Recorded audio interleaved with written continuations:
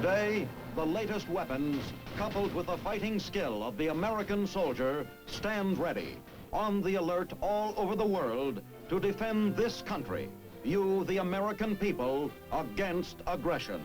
This is The Big Picture, an official television report to the nation from the United States Army. Now, to show you part of the big picture, here is Sergeant Stuart Queen.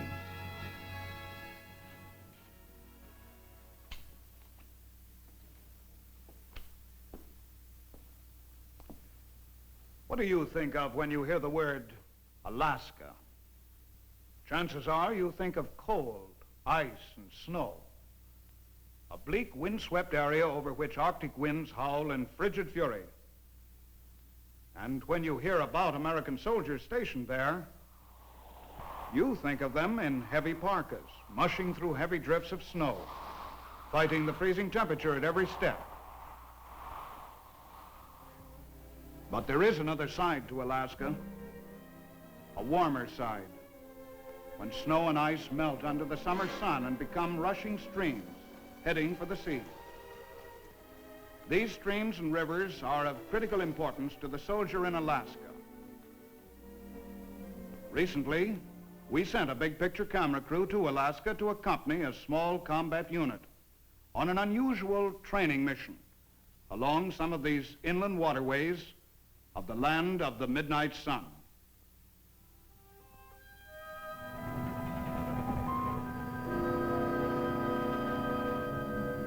Our story begins a few months before the mission took place, the day we arrived in Alaska. From a ship, we went right aboard a train, speeding us through rolling country, at first speckled with white, then all white, except for the moose scurrying along, trying to keep pace with us. From the moment we arrived at the post, one point was clear. If you're stationed in Alaska, you must know how to ski. So we were soon waxing those skis, like old hands ready for a weekend at Stowe or Aspen. But there the resemblance ended. Most of us had never touched skis before. Some had never even seen snow. But you learn, you know how it is. The Army says do, and you learn and you do. Simple. Yes, we learned a lot of things that mean survival in the far north.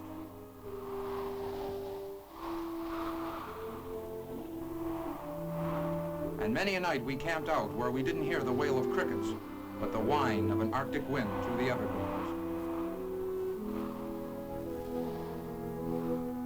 And since the whole point of being there is to be prepared, we didn't neglect the range work.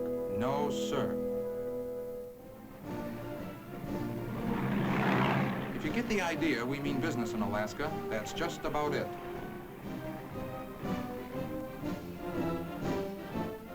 A quick look at a map tells the story. Superimposed over the United States, Alaska would extend from Atlantic to Pacific, from Canada to Mexico. As well as being huge, it's a hot place in the Cold War, Johnny on the spot of an enemy's Arctic invasion. And Russia is only 56 miles across the Bering Strait. Enough said. So this wide open country, originally populated largely by Eskimos, is the western end of our Arctic ramparts of defense. In itself, it may not look like any paradise. It is an empty place, a cold place where nothing comes easy, least of all the necessities of life.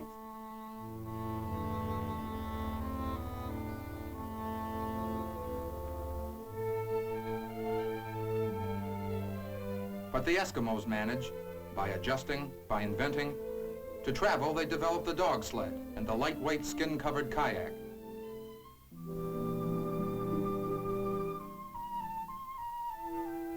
And the local animals manage right well, thank you, except for those who have the bad luck of winding up as Milady's new fur coat.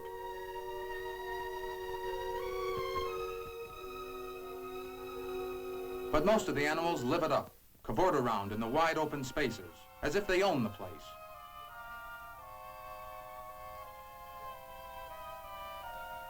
And who's to say they don't?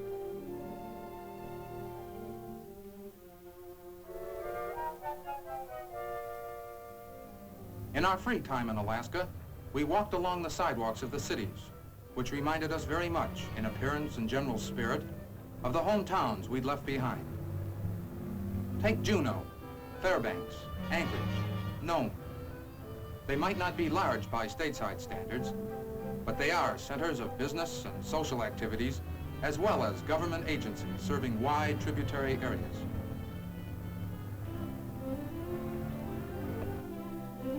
Some days we'd go along the wharves and watch the fish come in. Salmon fishing and canning rank first among Alaskan industries today. And it could be that Alaska is as rich in land products as she is in those from the sea. Mining for gold and other metals is big business in Alaska, and joint machines scour the earth using methods a long, long way from the old days of the sourdough in his pan.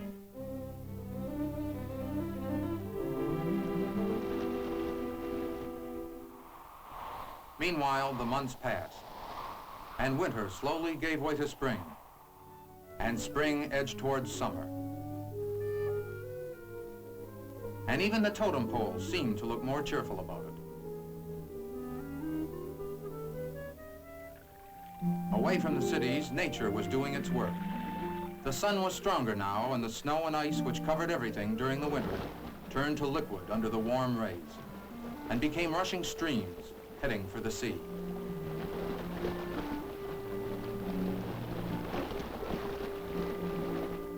During the short subarctic summer, the water creates thousands of miles of navigable rivers and lakes in a region where there are few roads and highways. A river can serve as a military highway during the summer. That's why many of us feel more akin to the Navy than soldiers stationed elsewhere, especially toward the end of summer when we go through special boat training before the final mission that is the climax. It sounded simple as the briefing officer described the mission, a simulated attack on an aggressor-held bridge. Not too tough, but the catch was we would have to travel a distance of 100 miles by river, bivouacking one night en route. Then, about 2 miles above the bridge, we would disembark and move overland to our target. So we went to work. First off, at the assembly area, we checked the boats and equipment. Our many hours of training in handling small river craft paid off now. The lift mechanism, for example, that raises and lowers the motor, we checked it out carefully. We knew just what to look for, what questions to answer. How about the hull? Any damages, holes, or cuts that need repair? Outboard motors thrive on a blend of gasoline and oil, but you have to make sure it's the right blend. We loaded plenty of ammunition on the trucks which were to take us to the embarkation point. The boats were placed on the trailer trucks and lashed down securely. We weren't taking chances on any damage en route to the launching site.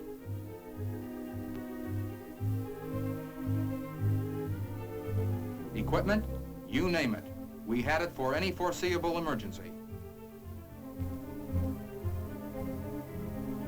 Motors, oars, boat hooks, life preservers, spare parts, first aid kits, anchors, ropes, gas tanks, gas cans, and of course the payoff weapons when we'd come charging off the boats. Each platoon had 6 2.5-ton trucks with boat trailers for transportation of personnel and boats. At 0600 the next morning, our company set out for the embarkation point.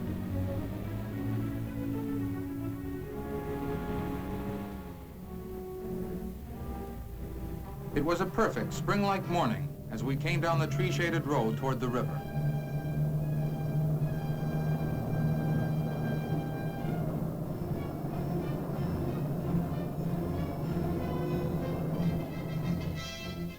We backed the boat trailers up to the water's edge.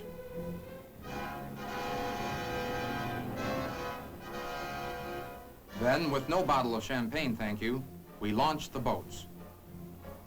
Don't get the idea these are ordinary boats. They're made to specifications for subarctic river travel.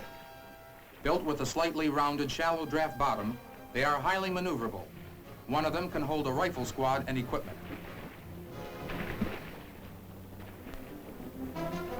The motor used is a short shaft, 25 horsepower outboard job. It weighs about 100 pounds, and a safety chain is hooked to it, so if it works loose, it can be recovered. The motor is hung on the motor lift in the stern, and the clamp screws are drawn up tight to prevent the motor from going overboard on turns.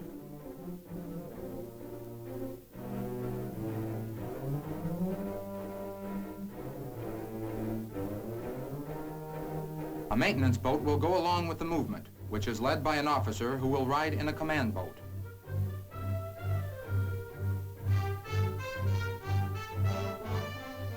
Equipment, weapons, and supplies are put aboard.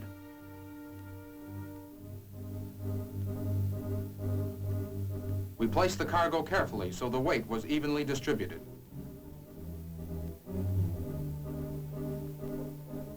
You don't have to be a Navy man to know unbalanced cargo could mean winding up in the drink.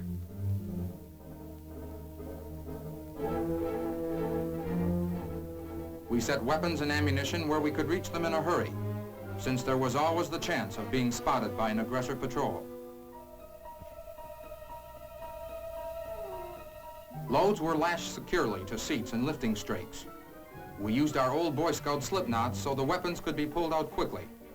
All of us knew if the boat was swamped, what wasn't tied down was lost.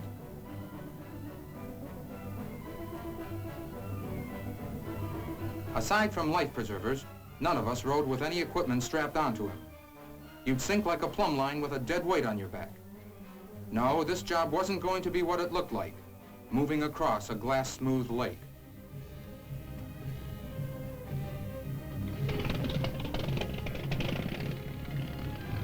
At 0730 hours, we pushed off.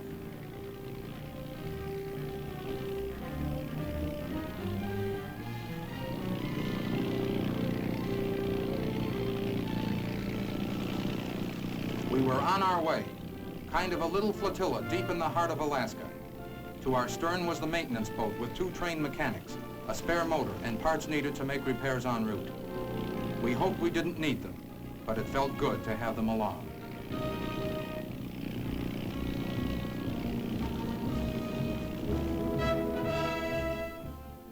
We moved along the river in a definite formation. A reconnaissance boat leads the way, followed by the command boat. Next to the last boat in the column comes the repair boat, followed by a squad boat for rear security. Even though at times we were out of sight of each other, we made sure to be always in communication.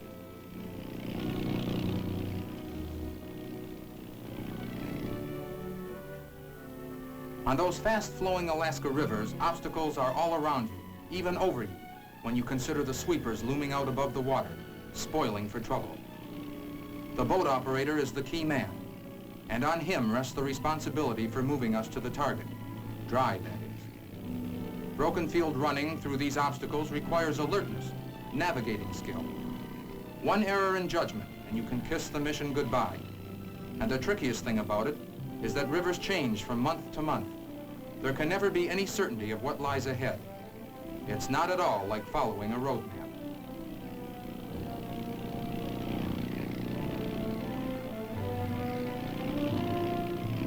A man overboard in the icy, fast-moving current would have a devil of a time making it to shore without a preserver. The silt in the water would get in his clothes and weigh him down. You never know what to expect in a subarctic river. Debris, constantly shifting channels, fast currents, sandbars, every obstacle in the book, and some that haven't been written yet.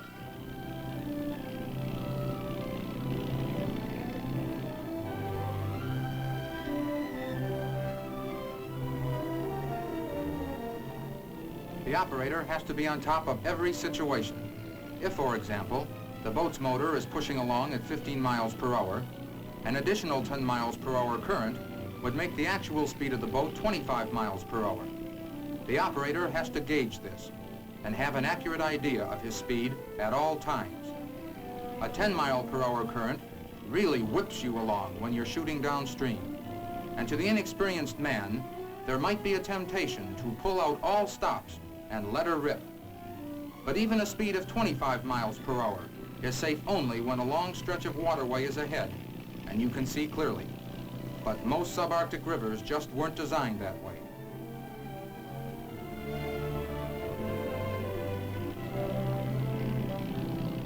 All at once, the calm stretch we had been blessed with came to an end. Rough waters were ahead, where another river joined.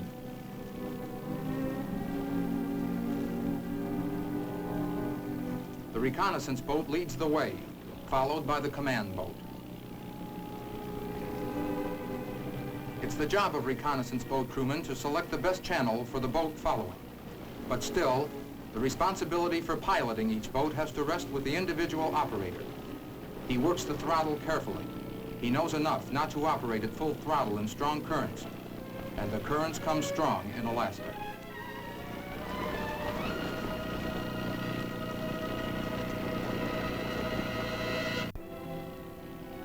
Take away the skilled operator with power at his fingertips, and a boat is just as helpless as a log in these kind of waters. An inexperienced man would be lucky to bring the boat through.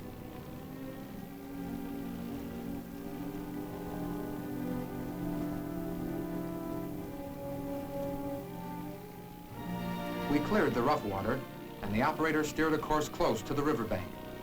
He knows how to read the river all right, as if there were signs posted along it. What are some of those signs? Well, when there is a steep bank, the channel is almost always deep. And another indication of deep water is a wave-like current. The sign for shallow water is often a rippling type of current. Proper use of the oars and boat poles is the way we prevent grounding.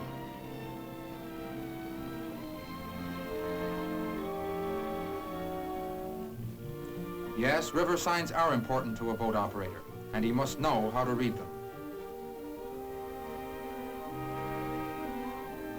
If he doesn't have enough troubles, there are further complications. Suppose a breeze blows up. It may be harmless in itself, all right, but it can sure deceive the river traveler. It can cause the water to ripple, jumbling the usual river signs and confusing the dickens out of the operator. It's as if some joker switches the road markers on a highway, so arrows point in the opposite directions from where they should. Deceptive winds also make underwater obstructions invisible, if the murky water hasn't done the camouflage job by this time. What we did was pick a channel with the least ripples, near the steepest bank, and with a fast current.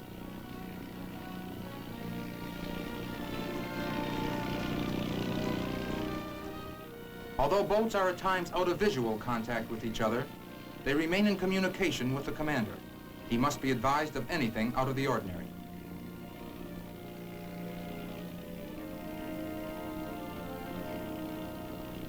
We had come a long way, but suddenly, trouble.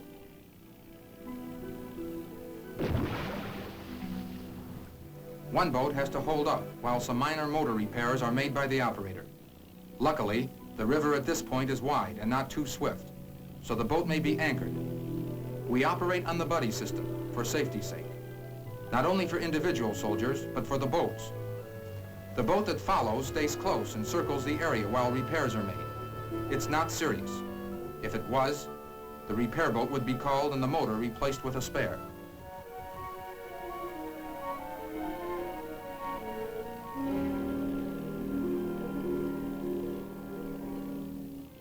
Once the repairs are completed, we're all on our way again. Whoops, more trouble. We're grounded on a sandbar a few hundred yards downriver. The poles come in handy, as usual. But not as handy as we thought this time. There was just one thing to do. Everybody out and push.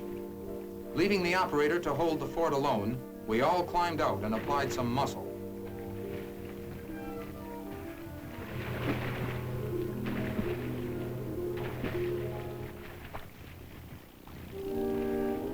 To avoid damage by the propeller dragging on the bottom, the motor had been raised.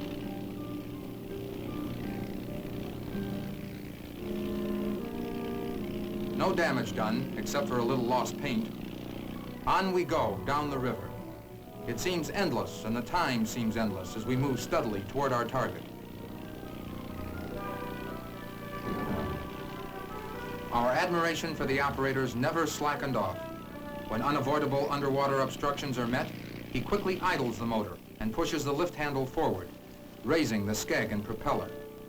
When the obstacle is passed, The motor is lowered into the water cautiously and then revved up as the boat enters deep, unobstructed water again. Perfect timing. That's what it takes to handle rivercraft on Alaska's inland waterways.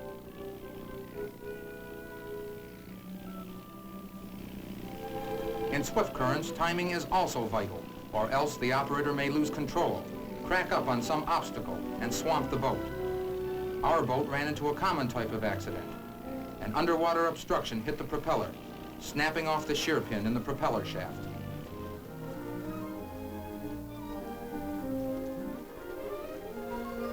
While the repair job was carried out, we kept the boat under control with the oars.